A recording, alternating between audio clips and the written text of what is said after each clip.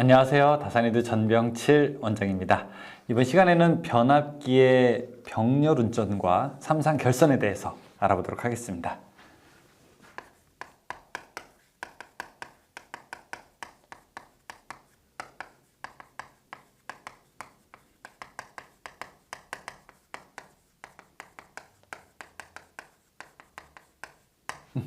변압기의 병렬 운전이라고 하면은 직류 발전기의 병렬 운전과 역시 같은 의미로서 용량이 적어서 용량을 보충하기 위해서 변압기를 병렬 운전하는 경우도 있고요. 아니면은 변압기를 교대 운전해야 될 필요성이 있을 때, 그 다음에 부하의 변동이 심할 때 우리가 병렬 운전을 할 수 있습니다. 병렬 운전 이제 그림을 어떻게 그릴 수 있을까요? 자, 변압기를 이제 코일을 이렇게 이제 우리가 그릴 텐데요. 자, 한 대가 있고, 그 다음에 1차 측과 이제 2차 측이 이렇게 있게 되죠. 그래서 전원을 일반적으로 이렇게 잘 사용하고 있다고 한번 해보겠습니다. 이게 변압기 한 대죠. 그런데 용량이 예를 들어 이 변압기가 한 10kg짜리인데 이거 부하가 점점 많아지는 거예요. 그래서 안 되겠다. 부하의 예측이 한 15kg 정도 되게 되면은 여기다가 변압기 한 대를 조금 더 놔서 우리가 병렬로 운전을 해야 되겠다. 이렇게 우리가 예측을 할 수도 있습니다.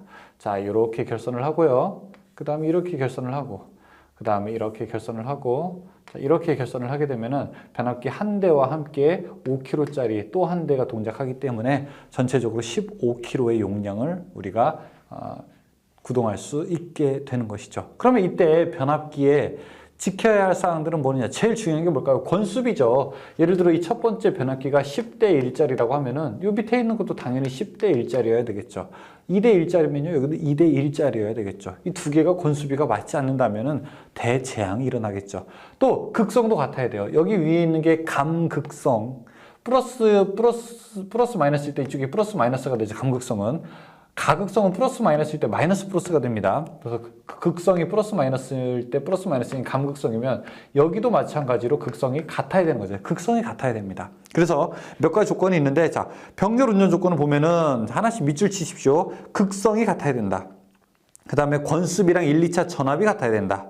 그 다음에 세 번째, 변압기의 임피던스가 용량에 반비례한다. 이거 조금 어려운 얘기인데, 임피던스는 전기를 방해하는 성분 아닙니까? 방해하는 성분이 용량에 반비례해야 된다는 얘기는 용량이 큰 놈일수록 방해하는 성분이 적어야 된다는 거예요. 그래서 일을 할 때 예를 들어 여기 덩치 큰 애와 덩치 조그만한 애가 일을 하는데 덩치 큰 애가 임피던스가 크게 되면요. 그러면은 둘이 제대로 15만큼의 일을 못하게 돼요. 덩치 큰 애가 예를 들어 여기 10kg짜리라고 했는데 작은 애가 5kg짜리고 근데 10kg짜리가 일을 덜 하고 싶어요. 그러면 한 8 정도 할 거 아니에요. 그럼 얘가 더 용량을 과하 부담하게 돼서 하는 일이 더 적어지게 됩니다. 그러면 한 15가 아니라 한 13, 12 이렇게밖에 되지 않기 때문에 병렬 연결하는 이유가 별로 작아지는 거죠. 4번의 각 변압기의 저항과 누설 리액턴스비가 같을 것, 이런 얘기를 하고 있고 그 그림 2-7의 변압기의 병렬 운전을 하는 그림을 보여주고 있습니다. 다음에 두 번째, 삼상 결선인데 변압기가 일반적으로 우리가 3개를 사용하고 있어요. 삼상을 보내기 위해서는 단상 변압기 3개를 이용하게 되는 겁니다. 자, 삼상 결선 중에서 Y결선 한번 가보죠. Y결선. Y결선이라고 하는 거는 변압기가 하나, 둘, 셋, 자, 그 다음에 하나, 둘, 셋. 자, 이것까지 딱 들으시면 예전에 우리가 전기 일반할 때 Y결선, 델타결선 한 그 뜻을 조금 더 아실 수 있을 거예요. Y결선이라고 하는 건요. 전원이 여기서 하나, 둘, 3개가 들어올 때 각 끝점을 하나로 연결하게 되는 걸 우리가 Y결선이라고 합니다. 이렇게 연결한 거죠.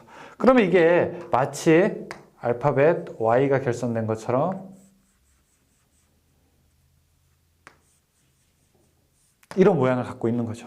그리고 이쪽에서 선을 빼게 되면은 이건 이제 노란 선, 중성, 뉴트럴, 중성선이 되게 되는 거죠. 그래서 Y결선입니다. 자, 그러면 이 오른쪽은 제가 델타 결선으로 한번 모양을 만들어 볼게요.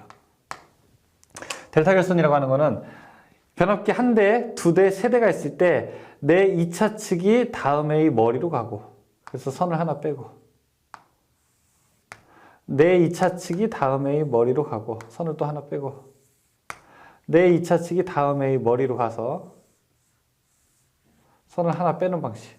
자, 이렇게 결선을 해버리게 되면은 이거는 마치 코일이 이렇게 삼각형 모양으로 결선된 것처럼 되기 때문에 이걸 우리가 델타 결선이라고 합니다. Y결선에는 선이 4가닥이죠. 하나, 둘, 셋, 넷. 그리고 Y결선에서는 이 중성선이 있기 때문에 중성선을 땅에다 묻으면 중성선 접지라고 이야기하게 됩니다. 근데 델타 결선에서는 중성선이 없어요. 중성선이 없고 이렇게 전원을 3가닥만 내보내게 됩니다. 그래서 이런 방식으로 전력을 공급하는 것을 우리가 3상 4선식이라고 하게 되고요. 이런 거를 3상 3선식. 선이 3가닥이잖아요. 그렇죠? 선이 4가닥이고. 그래서 이런 방식으로 결선하는 것을 우리가 3상 4선식에서 선간 전압은 380V가 나오고 상전압은 220V가 나오고 우리나라 이제 배전 전압에서요. 자, 이거는 220V로 상전압과 선간전압을 사용하게 되는 겁니다. 1차 측을 Y로 하고요. 2차 측을 Y로 하게 되면 이걸 Y 결선이라고 합니다. 1차 측을 델타로 하고 2차 측을 델타로 하면요. 델타 결선이 되는 거예요. 1차 측을 Y로 하고 2차 측을 델타로 하면은 Y 델타 결선이 되고요. 따라서 Y 결선도 있고요. Y 델타 결선도 있고 델타 결선도 있고요. 델타 Y 결선도 있고 이 1차 측과 2차 측을 어떻게 결선하느냐에 따라서 결선 방법은 몇 가지가 되어 있습니다. 만약에 병렬 운전한다. 이렇게 변압기 3개가 한 세트가 있고 또 병렬 운전한다라고 하면은 YY랑 YY는 가능해요. 근데 YY랑 Y 델타 이런 거는 또 안 됩니다. 그래서 서로 대응되는 게 있는데 그거는 문제 풀면서 조금 더 이야기를 할게요. 자, 거기 3상 결선에서 한번 같이 읽어볼게요. YY 결선. YY 결선의 특징 1번. 중성점을 접지할 수 있다. 접지할 수 있죠. 권선전압이 선간전압의 루트 3분의 1이 되므로 절연이 쉽다. 제3고조파를 주로 하는 고조파 충전전류가 흘러 통신선에 장애를 준다. 이건 단점이에요. 자, 3고조파라고 하는 아주 지독한 녀석이 있는데, 자, 여러분 나쁜 거예요. 3고조파가 발생해서 이렇게 선에 흘러 들어가게 되면요. 이 선에 이상전류, 비정연파가 이제 생기게 돼서 그렇게 우리한테 좋은 게 아니거든요. 그런데 델타 결선은 3고조파가 이 안에서 순환하게 됩니다. 3고조파가 외부로 나오지 않는 구조가 돼요. 그런데 이 Y결선은 3고조파가 외부로 나올 수밖에 없는, 안에서 순환할 수가 없기 때문에 외부로 나오게 돼서 Y결선의 단점 중에 하나는 3고조파가 발생한다는 겁니다. 델타 결선은 3고조파가 발생하지 않는데요. 자, 그 다음에 4번에 제3차 권선을 감아서 YY 델타 3권선 변압기를 만들어서 송전용으로 사용할 수 있다. 다음에 델타 결선. 단상 변압기 3대 중 1대의 고장이 생겨도 나머지 2대를 V결선하여 송전할 수 있다. 조금 이따 얘기할게요. 그 다음에 제3고조파 전류는 권선 안에서만 순환되므로 고조파 전압이 나타나지 않는다. 여기다가 밑줄. 고조파 전압이 나타나지 않는다. 이게 아주 좋은 점이죠. 그렇죠? 3번에 그래서 통신장애 염려가 없고요. 그 다음에 중성점을 접지할 수 없는 결점이 있다. 중성점이 없잖아요. 그렇죠? 다음에 5번에 30kV 이하 배전용 변압기로 쓰이고 100kV 이상 되는 계통에는 전혀 쓰이지 않는다. 자, 그 다음에 델타 Y. 이 델타 Y는 결선은 낮은 전압을 높은 전압으로 올릴 때 사용한다. 이거 승합용으로 사용한다. 왜냐하면은 이거 상전압, 선간전압이 델타는 같은데 Y는 선간전압이 루트 300 크죠. 그래서 전압을 올릴 때 사용한다. 그 옆에 있는 거 Y 델타는 전압을 낮추는 걸로 사용한다. 즉 강압용으로 사용한다. 기억하십시오. 그리고 어느 한쪽이 델타 결선이어서 여자 전류가 제3고조파 통로가 있으므로 3고조파 이한 장애가 적다. 그렇죠? 두 개는 다 델타 결선이 있기 때문에 3고조파 이한 장애가 없고 이거 YY나 델타는 1차 측과 2차 측의 위상이 같아요. 그런데 Y나 델타나 Y 이거 같은 경우에는 위상차가 30도 차이가 나게 됩니다. 1차 측과 2차 측이 30도 차이가 나요. 다음에 VV 결선. VV 결선이라고 하는 것은 변압기자. 일단 읽어봅니다. 이 결선은 델타 결선 방식에 의해 변압을 하는 경우 한 대의 변압기가 고장나면 고장난 변압기를 제거하고 남은 2대의 변압기를 이용하여 3상 변압을 계속할 수 있는 3상 결선 방식이다. 긴급용으로 사용한다는 겁니다.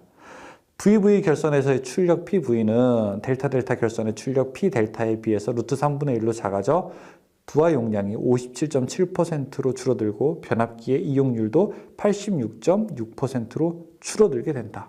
무슨 얘기냐? 변압기를 이렇게 델타로 잘 사용을 했었습니다. 하나, 둘, 셋.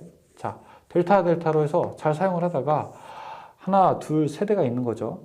자, 잘 사용을 하고 있는데 한 대가 고장이 난 거야. 무슨 이유인지는 모르겠어. 한 대가 고장 났어. 한 대가 고장 나게 되면은 이렇게 한 대가 예를 들어 고장 났다고 한번 해보죠. 고장 나게 되면은 그러면 이제 그냥 사용 못 해요. 전기 못 써야 되나?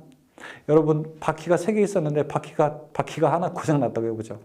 그럼 어떻게든 한번 이가 없으면 잇몸으로라도 한번 가보자. 한번 2개를 가지고도 한번 어떻게 해보자라고 하는 결선이 바로 V 결선입니다. 이게 마치 알파벳 이렇게 V 모양을 닮았잖아요, 그렇죠? 그래서 원래는 델타가 정상이에요. 정상인데 어쩔 수 없이 V 결선으로 하게 되는 겁니다. 그래서 델타 결선일 때 만약에 한 개 용량이 10이었다고 한번 해보죠. 한 대의 용량이 10이라면 세 대의 용량은 얼마가 되는 겁니까? 30이 되게 되는 거죠. 그렇죠? 근데 이거를 V 결선하게 되면은 한 대 용량만큼 다 할 수 있을까요? 한 대 용량이 10이 아니라 10만큼 다 일은 못하고 이게 86.6%, 8.66만큼 사용할 수 있습니다. 이걸 뭐라고 하냐면요. 변압기의 이용률이라고 그래요. 이용률. 변압기가 86.6%만 일을 할 수 있고 그러면은 세 대가 아니라 몇 대예요? 2대잖아요. 그렇죠? 여기서 2대를 사용할 때에는 30만큼 일을 하는 게 아니라 8.66 곱하기 2 하게 되면은 17.32가 나오게 됩니다. 몇 대? 2대일 때. 그러면은 원래는 30만큼 일을 해야 되는데 17.32만큼 일을 하는데 이게 몇 퍼센트냐? 이게 57.7%가 됩니다. 이걸 변압기의 출력비라고 하게 됩니다. 출력비. 즉, 한 대 용량에다가 변압기 원래 한 대 용량에다가 변압기 한 대 용량에다가 루트 3을 곱한 게 출력이 되는 거죠. V 결선일 때. 그러니까 그냥 임시로 사용하는 거죠. 임시로. 사용하지만 어떻게 출력을 반 정도 얻을 수 있잖아요. 그렇죠? 출력을 반 정도 얻을 수 있기 때문에 변압기 한 대가 고장 났을 때 이거라도 해서 임시 전력이라도 공급하는 것이 유용한 방식이죠. 예전에는 이제 이렇게 했다는 겁니다. 예전에 변압기 3대가 각각 따로따로일 때. 근데 요즘에는 변압기가 이렇게 3개 권선이 그냥 한 세트로 해서 나오기 때문에 이런 결선을 많이 요구하진 않지만 예전 문제에서는 이런 얘기가 많이 있었습니다. V 결선. 임시 용도로 사용하는 거죠. 자, 그 밑에 상수 변환. 3상을 6상으로 변환하는 게 환상, 이중, Y결선, 이중, 델타 결선, 포크 결선이 있고요. 3상을 2상으로 하는 거 스코트 결선, 우드브리지 결선, 메이어 결선이 있습니다. 스코트 결선 밑에다가 T 결선이라고도 이렇게 좀 적어 두십시오. T 결선. 이것도 같은 얘기예요. 자, 문제 한번 볼까요? 1번. 다음의 변압기 극성에 관한 설명에서 틀린 것은 무엇이냐? 자, 우리나라는 감극성의 표준이다. 맞아요. 2번. 1차와 2차 권선에 유기되는 전압의 극성이 서로 반대이면 감극성이다? 반대가 아니에요. 서로 같을 때 감극성이에요. 반대면 가극성이에요. 2번이 잘못된 얘기죠. 2번. 단상 변압기의 병렬 운전 조건에 필요하지 않은 것은 무엇이냐? 자, 극성은 일치해야 되는데 이번에 출력이 반드시 같을 것? 아니에요. 아까 10kg랑 5kg 서로 출력이 달랐잖아요. 그렇죠? 달라도 상관없어요.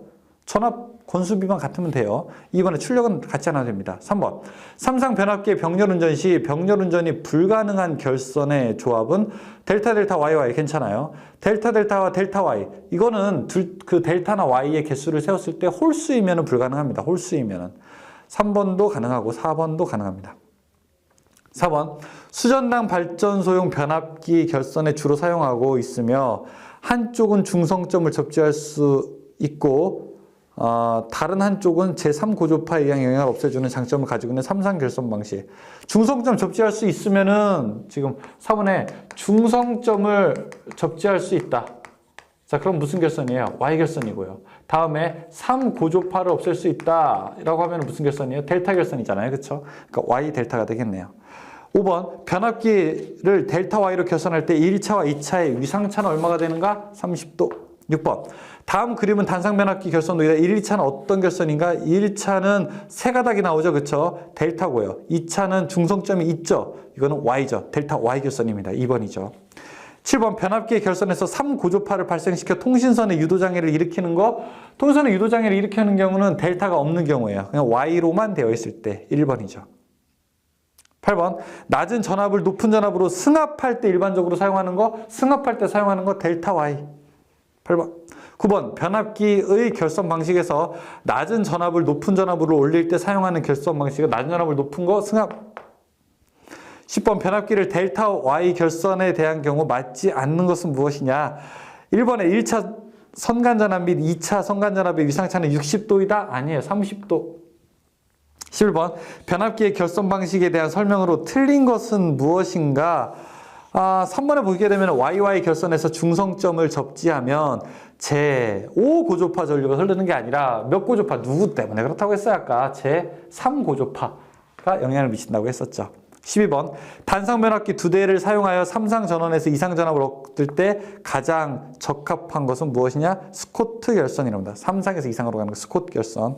13번 20kVA의 단상 변압기 2대를 사용하여 VV 결선하고 삼상 전원을 얻고자 한다. 이때 여기에 접속시킬 수 있는 삼상 부하의 용량은 어떻게 되는가?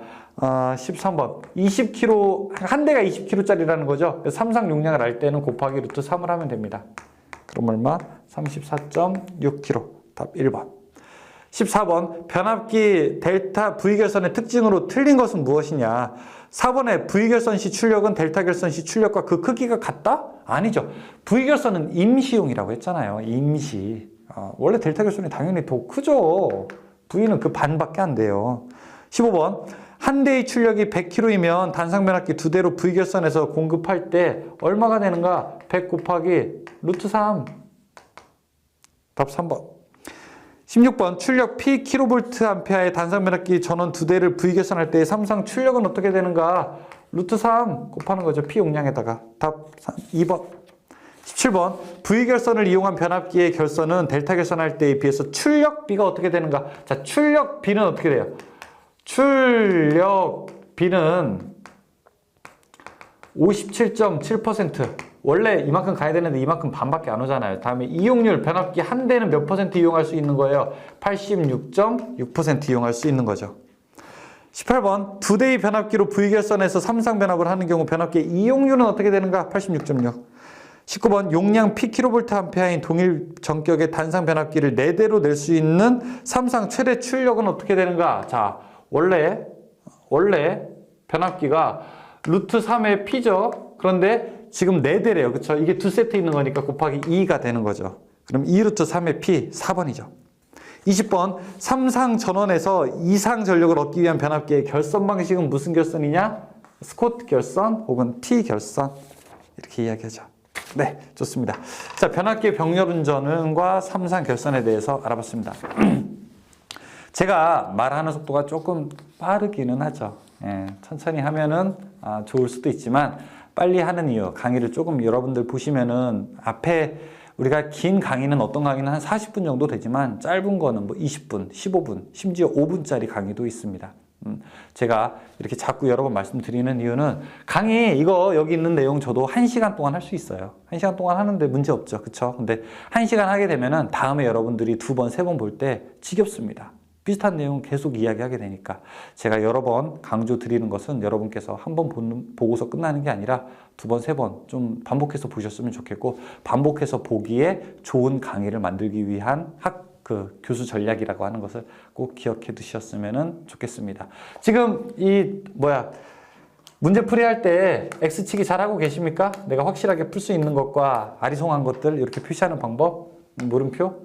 전기 기기 들어오게 되면 물음표가 많지는 않을 텐데 이렇게 잘 체크가 되어 있죠. 그렇죠? 여러분 문제지를 딱 한번 어느 날에 딱 봤을 때 이런 표시들이 따다닥 돼 있어야지 잘 되고 있는 겁니다. 그렇죠? 그래야지 내가 시간이 오늘 공부 시간이 어떤 분들은 오늘 회사도 쉬는 날이고 하니까 오늘은 5시간 공부할 수 있어. 그런 분들도 계시지만 짬짬이 점심 먹고라든지 아니면 휴게 시간에 나 20분밖에 공부 시간이 없어 하시는 분들은 20분 동안 이런 것만 보는 거예요. 그러니까 나에게 맞춰서 학습 전략을 구사하기 위해서는 우리 교재가 이것만큼 좋은 건 없다. 그렇게 말씀을 드리고 싶습니다. 저 다산에듀 동영상 강의는 여러분들이 다운로드 할 수도 있고 USB로 구입하게 되면 또 다 넣어드리잖아요. 그렇죠? 그러니까 태블릿 PC라든지 아니면 컴퓨터 아니면 요즘에 또 집에 있는 텔레비전은 이렇게 USB 꽂게 되면 텔레비전으로도 볼 수 있죠. 뭐 안 되는 것도 있지만 그렇게도 보실 수 있고 핸드폰에다 저장해서 볼 수도 있고 뭐 여러 가지 방법으로 볼 수 있으니까 여러분들이 공부하시는데 아주 도움이 많이 될 겁니다. 자, 여기까지 설명을 드리고 저는 다음 강의에서 뵙겠습니다. 수고하셨습니다.